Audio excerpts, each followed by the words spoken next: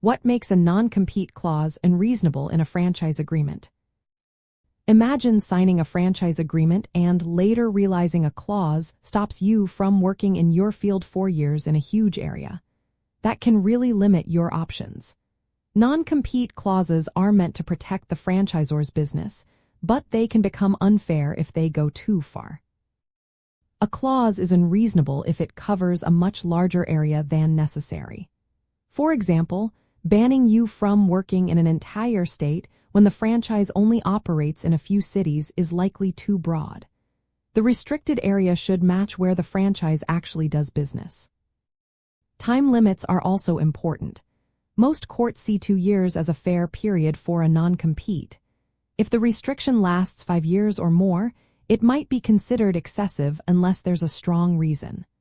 Longer restrictions can unfairly block your ability to earn a living after leaving the franchise. The activities that are banned matter too. If the clause stops you from working in any related industry, even in roles that don't compete directly, it can be seen as too vague. For example, preventing you from working as a supplier or consultant in the same field might be unreasonable.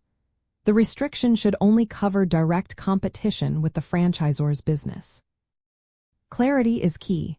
If the language in the clause is confusing or vague about what activities or locations are restricted, it could be considered unreasonable.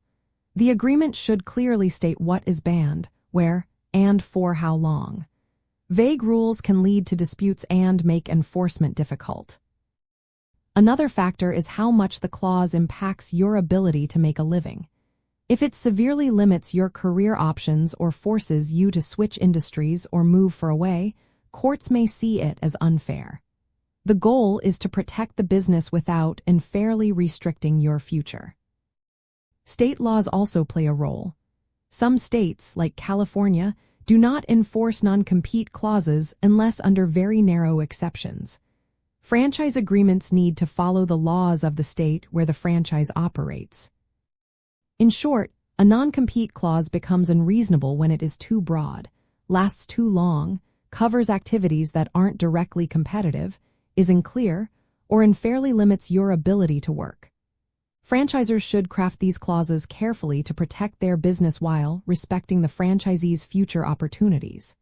If a clause is too strict, it might not hold up in court and could scare away potential franchisees.